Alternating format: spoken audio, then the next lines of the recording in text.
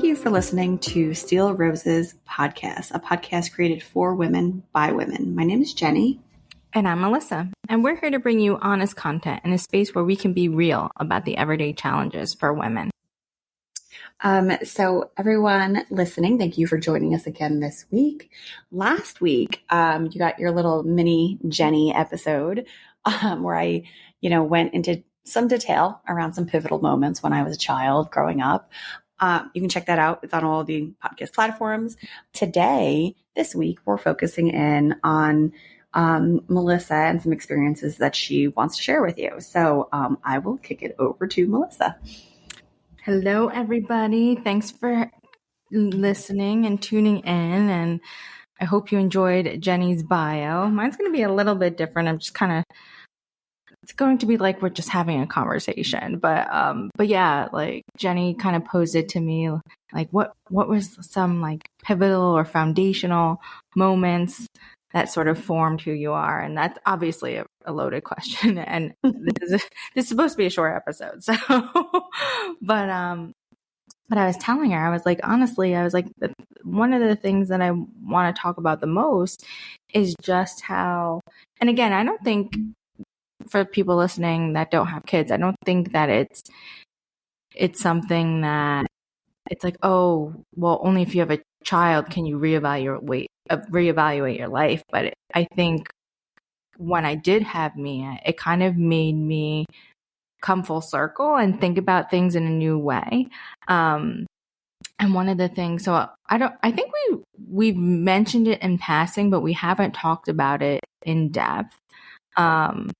So I was adopted. So it's funny because I don't know. None of us acknowledge it. None of us acknowledge it. They're like, wait, you're like, who was I? I forget who I was talking to recently and in our family. And they were like, shit, like sometimes I just forget that you're adopted. Yeah, legitimately. It's a literal thing. So everyone's adoption story is obviously different. I was internationally adopted, so I'm South Korean, and I was 3 months old, so I have no recollection. Like that's another thing that comes up, especially here in Miami. It's so international here that people look at me and they expect, oh yeah, you know the language and stuff, and I'm like, no, I don't. And I remember when I came to graduate school and we were all introducing ourselves, and it was like a couple classes in, and I brought up that I was adopted and my last name is Italian and everything. And they go, oh man, that makes so much sense because you talk with your hands and like, that makes sense. And like, you're so animated and very Jersey. And we just thought it was the Jersey part coming out, but it's, oh, that makes sense. And I get a lot like, you don't act Asian. I don't even know what that exactly means. What is that exactly? But they're like, I don't know if it's because I don't know. I think people have very stereotypical imaginaries when it comes to the Asian culture. But they're like, yeah, that makes sense because you don't act Asian. I was like, okay, thank you. I don't know what that means, but so that. But it's funny, and I'm going to talk about something that I didn't mention to Jenny, but it came into my head because I say our cousin, but it's technically Jenny's cousin is in South Korea. So Jenny's Jenny's mother's sister is the one who spoke to my parents about international adoption because they adopted 5 children from South Korea. I was going to say, this is probably a good time for me to say, like, I think about half of my cousins are adopted. Which is literally why she doesn't think of it. It doesn't even occur to me as a thing. I'm sorry. Continue. And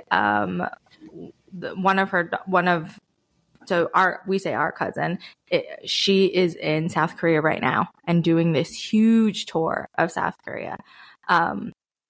But it recently, I think this was like a month and a half ago, and I don't even know if I talked to you about this, Jenny, but I came across an article and it was about so I had to do some research. Again, the nerd in me couldn't, and it like triggered me because so Holt International and Holt Korea are two separate organizations. They're very reputable. Holt is they made international adoption legal because the Holt family, he was stationed in Korea during the war, and there were so many orphan children that he actually brought, like, I think it was like 3 or 4 children home with him, and like petitioned Congress and like literally got the ball rolling on that. So the only reason why international adoption is even legal in the United States is because of this family, and they started this international agency. Anyway, long story short, I came across an article that said, and it turns out it was Holt Korea, so not the U.S. organization is Holt International. Holt Korea did some shady sort of business, it turns out, 30 years later, and falsified documents and was involved in human trafficking. Oh my God.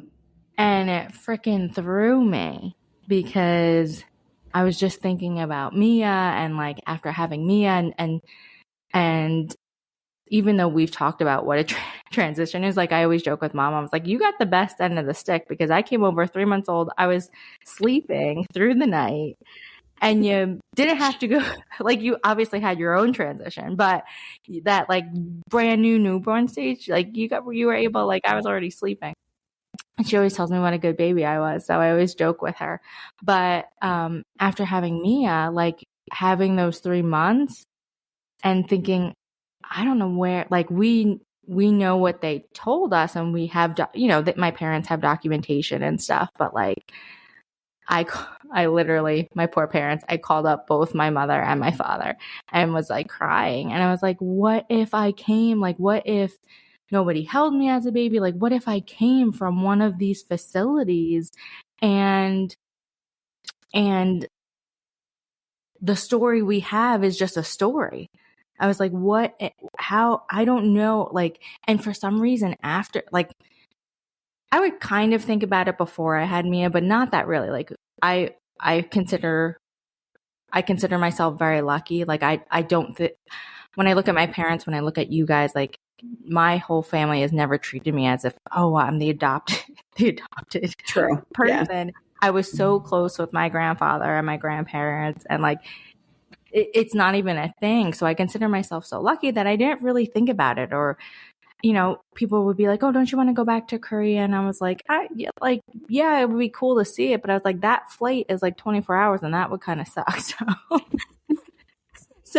But it's funny, after having Mia and holding her and those first 3 months, and I was like, I was triggered by this article, and I would call up my parents and I was like, what if I wasn't held? Like, what if I was in this holding facility and we don't know? And like, I got really, really upset and had a minor like panic attack because like it hit me all at once. And I was like, oh my God, what if I was trafficked? Like, and of course my parents were like, okay, hold on.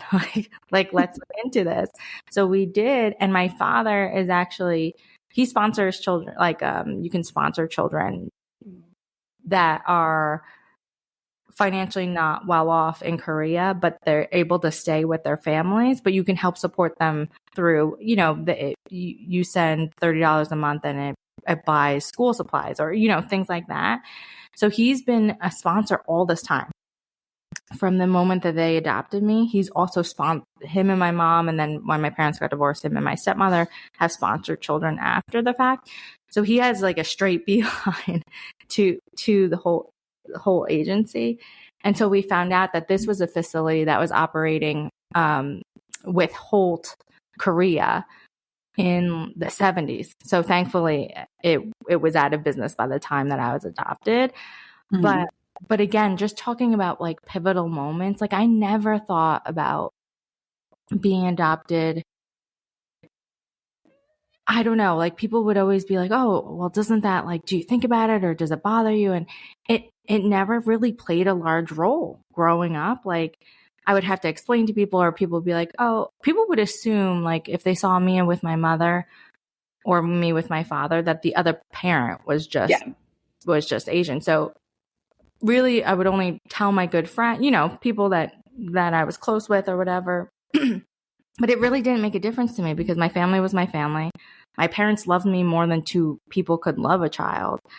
So it didn't really impact me. But as we were talking earlier, it's just funny how things come full circle, and like how life events can sort of trigger things from before. But my heart bleeds for these kids, because now it's coming out and like people are being notified, and it's a real wake up call that even back then it's like children it was it's profitable, people Horrible. And even now with all the fertility, it's a business. Like this whole people sort of prey on people's vulnerabilities, and especially when it comes to having a family. I think that adoption is becoming less prevalent because there's so many fertility options now, and treatments, and surrogacy is becoming so big and stuff. But people really get played on that, and there's so many different types of stories. But all this to say, like, I think for our listeners, I just think like what the modern family is, and like what it looks like and how it operates is so different from when we were growing up. And there's so many different types of families out there, and what they look like, and blended families. Like even you're with your husband, Jenny, like you guys have a blended family. Oh, and true. Like, you're like, what? You're like, we're not completely traditional. But you know what I mean? So here I am adopted, and my parents got divorced, and my dad got remarried and adopted another. He adopted a boy from Korea. So our our families just look so different. And now you're in a family, and you have two wonderful stepchildren and stepchildren, and then grandchildren. And like people probably look at you and like, wait, you have grandchildren? And it's just funny. Like the American family, the modern American family, it could be so many different things. Yeah. That's an excellent point. The funny thing, I guess, to me, I actually didn't even think of it. Let's take a quick break. Are you interested in podcasting but not sure where to start? My name is Jenny Benitez, and I'm here to help guide you through your podcast launch and maintenance. Check out the link in the episode description for Podcasting Unboxed, your comprehensive startup guide. I am very excited to work with you.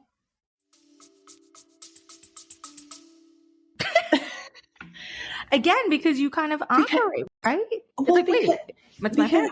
Like, yeah, like, well, especially, and like a funny side note, like for Melissa, like I would just introduce her as my cousin. And the funny part was that people assumed I was part Asian. Like, yes, remember people and like, Jenny, we don't know. Like, yeah, I don't look Asian, but like they were, and I was like, yeah, whatever. Like, like they're obviously not using all their brain cells. But like even in regards to like my family, like being blended, my husband has two older kids from prior relationships. I came into their lives when they were 12 and 6. So like my stepson, crazy. Your stepson, who is now like 6.5, blows my mind. But I got the honor to be part of their lives, and they were like my test run, almost like getting me into the mix of like, what it's like to have kids around and prioritizing them and making sure that they're getting what they need and making sure that my husband had good time with them, good quality time with them. Like that was a big deal for me. But it's funny. I just never, because it's just the way it is, right? Like, it's just because I've loved them like they're my own. Like, oh yeah, you're right. And it's interesting how much that, what was that? What do they used to call it? The nuclear family, like quote unquote, like that's what it was in the 50s. Oh, like, when our father, parents were growing up, boy, dog, picket fence, like the whole, that was even when we were growing up, cousin, remember, like divorce was like a thing. Like if when we were growing up, it was like divorce was like taboo. Yeah, right? like, oh, your And parents then are if getting, like, both our parents are divorced. Like, oh, your parents are getting divorced. oh, it's Like, like, oh my gosh. oh God. Well, and then also even like having stepkids was like a thing. And I mean, there's a podcast actually that I'm following. I have to figure out what it's called. Or a podcast or an account on IG. No, it's a podcast. It's called Raising His Kids. And it might seem a little weird that I'm promoting another podcast, but I've been following this podcast. And, you know, I think that that's like very important to talk about because, you know, you have adoption. Like a unique situation. When you have stepkids, it's a unique situation. Like there's all these different scenarios now for like what a family is. It is not just, you know, a mother, a father, a boy, a girl, and a dog. Right, It's right. not, it's not it anymore. Melissa, you mentioned a couple really important things that I wanted to hone in on because I'm not as familiar with like obviously with adoption and even with the sponsoring. Like actually I was a little surprised when you said that. I didn't know your dad did that. I think that's awesome. Yeah. If somebody like, if somebody I was think they're if like somebody those was interested, if somebody was interested in doing something like that. Oh yeah. See, and how do you know what's a reputable you really organization? have to do your research. And actually my father and I were having a conversation after I was crying to him. And like we debunked everything and everything was fine. But we were talking about it and he said like he found out that he was giving to a charity that he thought was reputable and like had a long-standing history, and it turns out that the board was soaking up so much of that money that like it ended up being like 15% of what you donated actually went. And this was for a Native American tribe.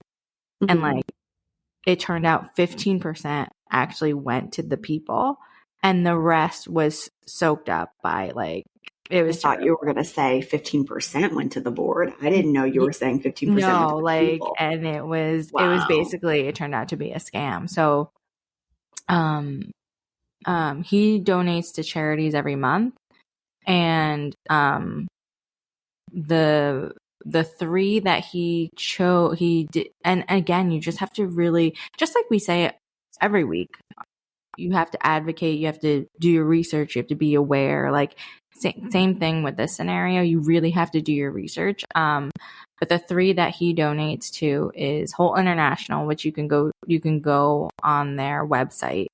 But they sponsor families, they sponsor children, they sponsor. So he always picks like a lot of people that do sponsor. It's crazy. They'll pick the babies and the infants. Mm-hmm. My father tends to pick the older children, or he does two children. So one, he just lets them pick, but then he also always requests an older child. Yeah. And then he aged one of them. I think he said he was assigned to them when he was like 8, or she was like 8, and then she aged out like at 18. So like he followed her, and like they would get letters and like thank you for this, and she was able to stay with her grandmother through the support. So crazy. Yeah. No, but that's, not for nothing. And it's what's crazy is that here in the United States, I was just having this conversation with my stepdaughter's partner about like finances and like how expensive kids are here in the United States. And I was like complaining about my grocery bills, like $1,000 a month or whatever. And what you just said was that your dad gives like, what is it, like $40 a month, $50 a month to these families. And it's literally allowing a child to stay with their family. Yeah. $50 a month. Like, it's crazy. It's crazy. It like blows my mind. That blows my mind. Yeah. How much good could we do if you really know? If you really know. And there's so many scams out there that people are like, it's not worth it. But when you really find good organizations, so he donates to Holt International, St. Jude, long standing history, like obviously. St. Jude's Children's Hospital. And then the third is actually a local, like the local food bank. So especially during COVID, when families were having trouble, like making ends meet and stuff, he would donate to the local food bank in his area and to allow them to buy groceries to supply to other families. But yeah, I think it's coming around like full when you really think about it. Like I think it just shows you the modern American family can look so many different ways. And two is just like, it's just a reminder to me, like when I went through that, the other month, it was just a reminder that to be great. One, I'm just grateful for the opportunities that I've had. And two, like some of these like early childhood experiences or moments can have such an impact later on. Like all my life, it was like, oh yeah, it was kind of like, like your party story, like, or an interesting fact about you. Like, remember when you have to go to college and like do that introduction and like, tell us an interesting fact about you. I would always be like, yeah, I'll tell my story. Like, it's just interesting because, not everyone's adopted. So, but it never hit you. Yeah. So it's just funny how like different moments can trigger things from your childhood that you're like, oh, that didn't, well, what? Like, that wasn't a big deal. And it's funny that I'm saying that, but it really wasn't a big deal. Like, literally, I remembered I was, my really good friend, I was like, literally, the divorce had way more impact than me being adopted, like tenfold. And not in all negative ways, but just like as far as impact wise, I would always be like, oh, being adopted is a breeze. Like, no, the divorce was. It's funny because like I remember when we were all growing up, and not one time did it ever come up, except for the time that we pretended with my little brother. Oh my God, that was so bad. We told my little brother that Melissa had gotten a blood transfusion. And she was a blood relative. I was blood related. So we would go, and like he would be like, "Oh no, like he would tell his friends, "No, we're blood related." Like she's that was hilarious. Though. I mean, it's, oh my God, that was funny. But Melissa, thank you for sharing. Thank you for sharing that. I think it's important to. I'm glad you shared that, and you're right. We didn't. No, this was not what I was expecting to walk into. I was going to say for everyone listening, we did a little prep, and I was like giving some guidance to Melissa and stuff, and she told me a totally different topic than I was going to talk about. Which is, but the reason is a big deal, though. This is a big deal. Our cousin pinged on my phone as we were like hitting record, and I was like, oh, I should talk about that because that was like a pivotal thing that just happened recently. There's also, I'm sure, a lot of people out there that are adopted, and I know that there's people that do struggle with it and that do feel this like need to search, and that's okay too. Like if you feel that need, do the research, look into it, figure it out, like look at your paperwork. And what I wanted to say was, like, I think after all this and just, I'm sure, like, we're not at that point yet because, like, my mom is just Nona to Mia, but eventually Mia might have questions or, like, you know what I mean? Like, it might be a bigger thing for her, or I'm not sure. Probably not. No, I don't think so. But again, like, I'd be like, yeah, no big deal. And she might feel the same way, or she might just have questions. But I'm thinking as I went through my pregnancy and having Mia, and now she just turned 3. Like, I'm thinking, and I've been thinking, but like Holt has this motherland tour where, like, I have no interest in searching for people go. There are pros and cons to that process. And there's a lot of heartbreaking stories. Like, it just doesn't pan out because they're the adopted child's rejected, or the biological parents never told they're with new people and have new families and they never said. So like, it's a shameful, there's really it's a heartbreaking different, the stories. culture is a little bit different. You have to And be you don't mindful speak the of that. language and, so it's a whole thing. But, what was I going to say? Oh, but they do have, so I never had from the day that I can remember, I've never had an interest in finding my biological parents. But Holt has this Motherland tour where you and your family can go back to Korea. They take you to the whole organization. They show you go through your paperwork. They will try and reconnect you to your foster family. So most of the children that are adopted as infants, they're placed in foster. And so it's not like our foster care system, which is horrendous and it's awful.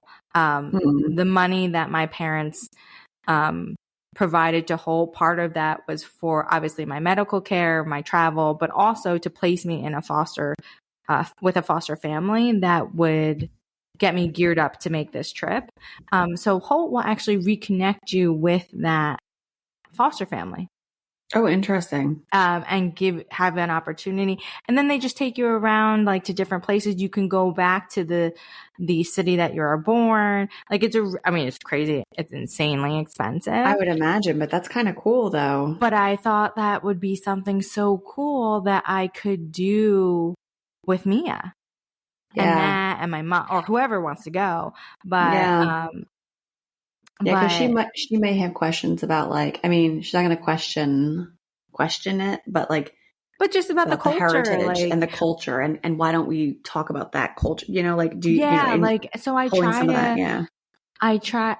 I've always had a connection. Obviously, like it's like stupid things. Like during the Olympics, I root for obviously the U.S., but I also root for Korea and like South Korea, and so like stupid little things like that. But I thought this would be a wonderful experience to have with me when she's older, when she's old enough to remember, and we can go as a family. But so things like that, or what was the other thing that when she turned 1, so there's like a tradition. So I do obviously a lot of our family traditions, like Italian-based traditions. We all do them with our children.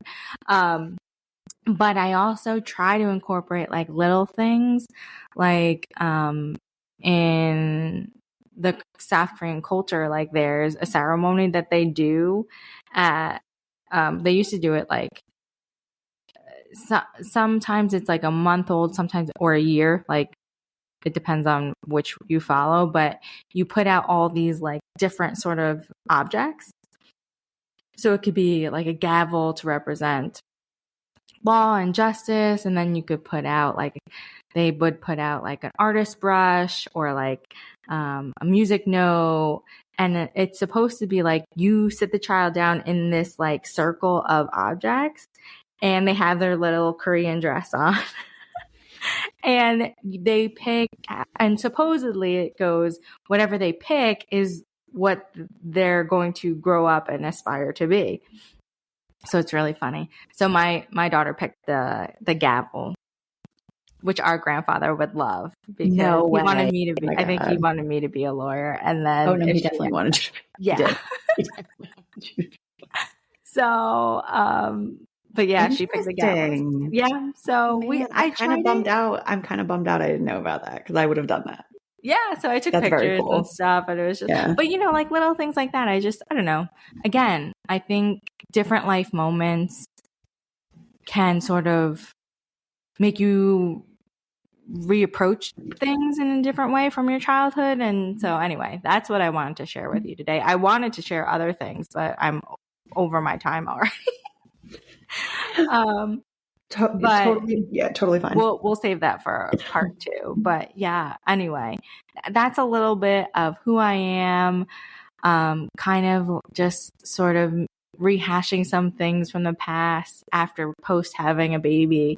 And it's just funny how like everything sort of comes full circle and like how it makes you and just appreciate different things, how grateful I am to have the opportunities that I've been given to go through schooling and like I got my PhD and to have these accomplishments. And I know if I wasn't adopted, there would be no way in hell that I would be where I am today. So again, sort of just makes you reevaluate things. And out of the two of us, I tend to be more of the optimistic, sappy one. But although that's changing, cousin, that is changing. I'm rubbing off on you. I know. So not to end on a cheesy note, but just like going through different life events can bring things up from like 35 years ago, So, and just kind of reflecting on like that sort of modern American family, like we all look different. We all have different circumstances now. And I think, it might be a ding against the traditional nuclear family, but I think it provides so many different experiences and so many sharing opportunities. So if any of our listeners have that too, we'd love to hear about it. So yeah, Melissa, thank you for sharing that with everybody today. I think it's really important. And I hope that it, as I always say with closing our episodes, I always hope that whomever this reaches, it helps and, maybe provide some insight or clarity. And, this particular topic, I don't obviously know as much about, but we do still encourage everybody, if you hear this episode and you have questions for Melissa, you can always reach her via email, steelrosespodcast@gmail.com. You can reach her and myself via Instagram @steelrosespodcast. And then you can check out our website. All of our contact information is on there as well, www.steelroseswomen.com. It's really funny because, and please reach out, especially if people always come up to me and approach me about questions about being adopted, about my relationship with my parents. They're so happy how close we are. Like I'm incredibly close with both my mother and my father. Like throughout my life, I've had people come back around, and like I remember a college professor like asked me to come to her office and come to office hours, and literally she was in the process of adopting. Like I thought I was in trouble with something in her class, and I was like, oh shit, like what did I do? And like I got there and she was like, I know this is like kind of personal, and she's like, it's completely, if you don't want to talk about it, that's fine, but she's like, can I talk to you about like being adopted and your relationship with your parents? Like, and she's like, it seems like you're a wonderful person, and like how that all went. And she was like, after, I talked to her a couple times, and I remember at the last meeting, she was like, you should write a book. And I literally thought about like, at the time, like adoption blew up. Remember like the whole Brad and Angelina, like remember adoption was like everywhere for like it was like popular. That. And I was like, ooh, I should write like 10 things you should know before adopting. And then like it would be like from an adoptee or like something like that. And I was like, this would be so cool to write. So that's still in the back of my head, although it's not as pop culture right now. But anyway, yes, that's going on the list. That's going on the list of newsletters of things we're gonna do. But yes, please reach out, and we, as always, we thank you guys for listening, and we hope to hear from you soon. Yeah, thank you all so much. We appreciate you guys, and we'll see you next week too.